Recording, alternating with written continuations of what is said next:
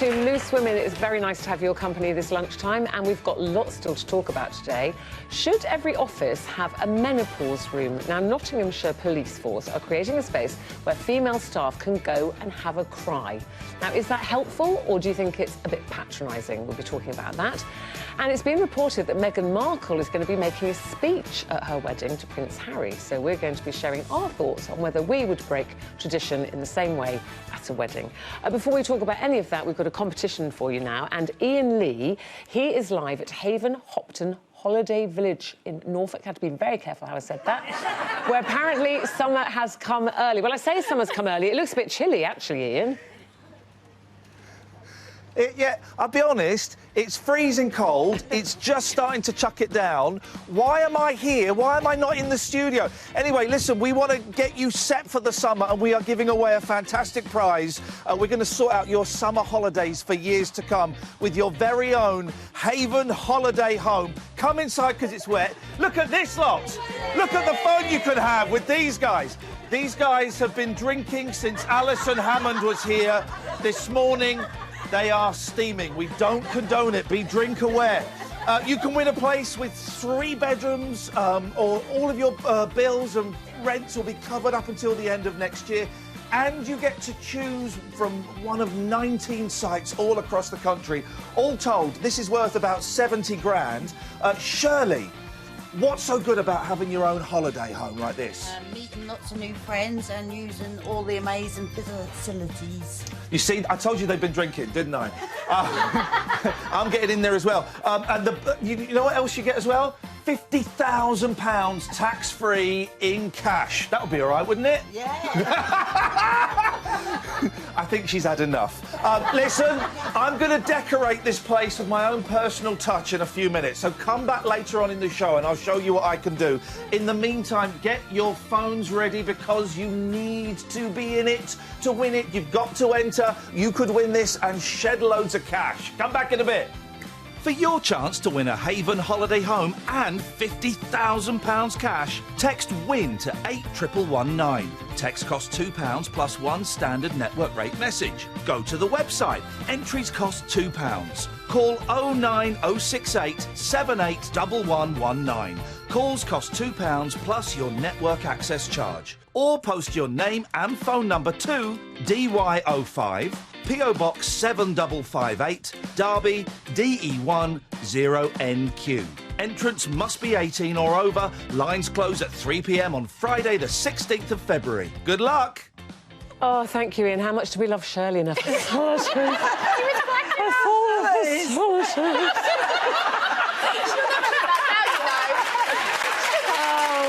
having a lovely time at the holiday park, and you could too, so enter that competition. It really is very good.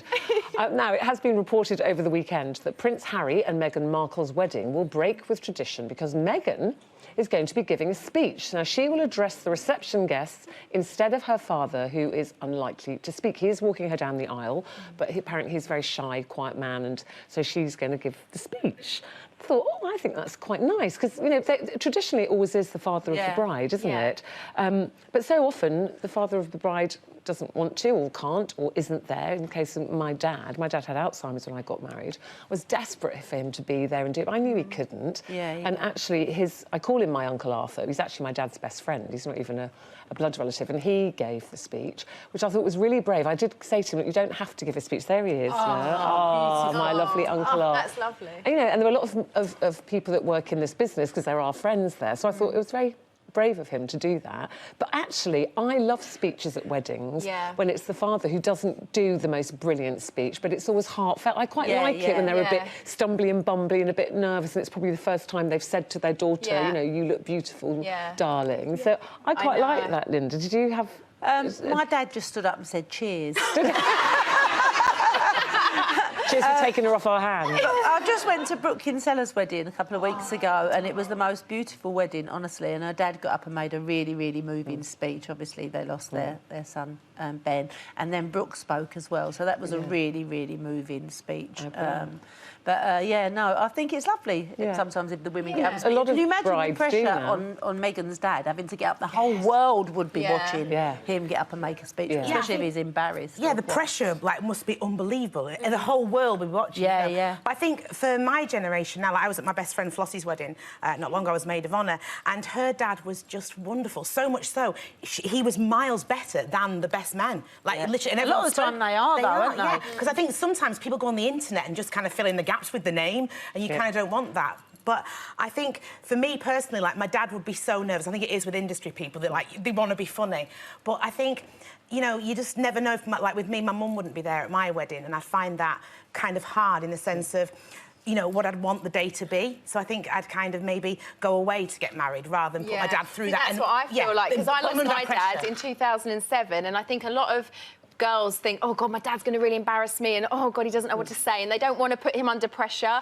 And I probably am a bit responsible for that, but I have to say I would give anything for my dad to be at my wedding and to stand up and just tell me he loves me in front of everyone. It gets me all emotional because you don't realise until it's taken away, like, actually how important that is. And when I read that about Meghan, I thought, she doesn't realise how lucky she is that her dad's here and that he should just get up and say something. Even if she does make a speech, like, he should really get up and say something, because it's about the daughter and the father and giving her away. And that's what a wedding is to me. Forget about all this royal and the show.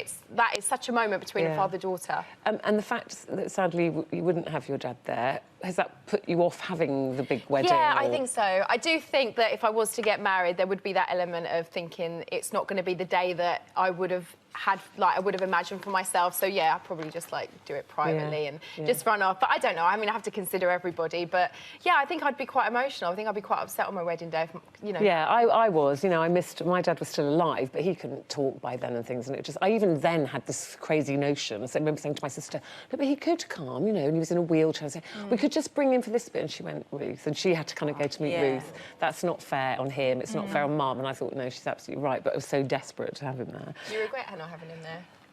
No, because it was right for him. You know, he wasn't well, and it would have been. You have to think of him. I was being selfish, really, because I just wanted my daddy there. But and actually, that, you know, so many traditions are changing like that. So brides now making speeches, and the other thing that I was reading about is that young women now, a lot of young women now say that they would rather buy a house, get on the property ladder, than they would have a baby. So where, you know, maybe when we were younger, we dreamt of, you know, having children, getting married. Young women now, they're saying, I want to work, I want to get on the property ladder. Do you relate to that? Yeah, absolutely. I think coming from a very working class family and seeing my mum and dad struggle for so many years, it was very much a case of being independent and having my own money, and buying my house was the most important thing. Like, just to have a job, have a career. Were you young when you did that? Yeah, very young, like 18. But I do feel like I kind of fell into that category of all of a sudden women were able to buy their own homes and able to do things that maybe in the past they weren't able to do.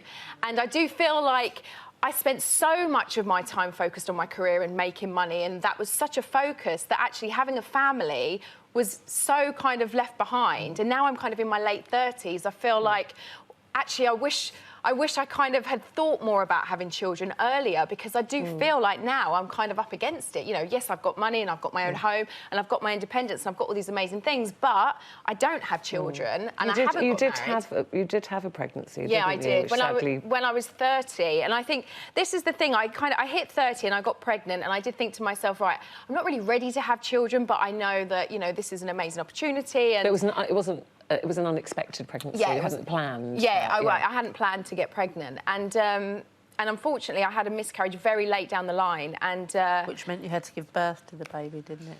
Yeah.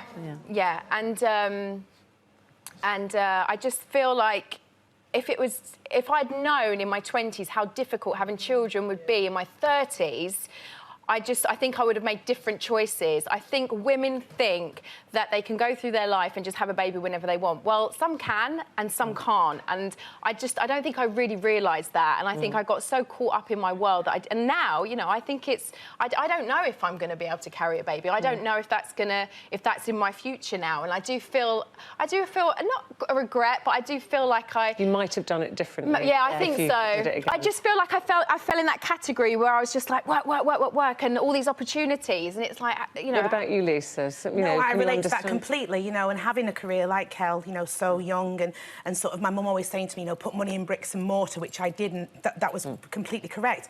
But now, later in life, the pressure to fall pregnant and the fear of it not working, and obviously... My dream now would be to have a child. You know, I'm here at 41, but I've got to be a realist because the stats aren't in my favour at all. And you look at the brochures and, you know, you're in that, like, kind of 51% don't fall pregnant. And I feel also, because of my job, there's pressure as well. Whereas I feel like I might just go away and hope for the best. If it doesn't happen, if it does, brilliantly. But I think part of the problem is when you're playing with Mother Nature, the problem really is the fact that when people are like, so, how's it going? Are you OK?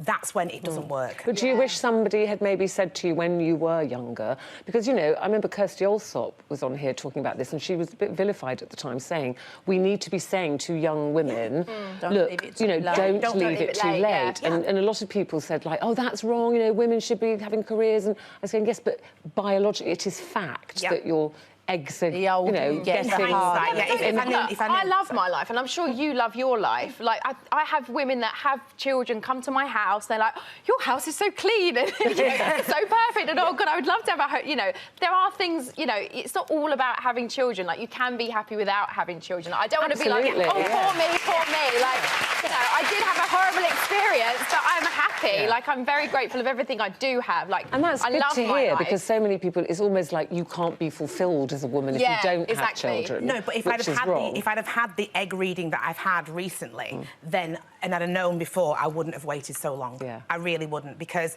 you kind of go, oh, OK, the statistics are kind of right. As much as people go, well, people do fall pregnant. I think what Kirsty Allsop said, I think there's a lot of truth in that. Yeah. But it is the case where you can have your career, you can do really well, but also think that, you know, time... it's against you. It's against you. Yeah. Well, they say that's why they called it the biological clock ticking, wasn't it? In our day, it was like, oh, don't leave it too late, and you know, and the thing is, women. It's that question. It brings it down to again: can women have it all? I know. Can you have the career and the thing and the family and I'm yet to meet a woman that has it all. I really am. I really am. I think it's a real struggle. Well, it is a very interesting topic. Let us know what you think about that. Did you maybe leave it too late, or do you wish somebody had mentioned that to you? Still lots to talk about on Loose Women. Hope you will stay with us. We'll be back right after this.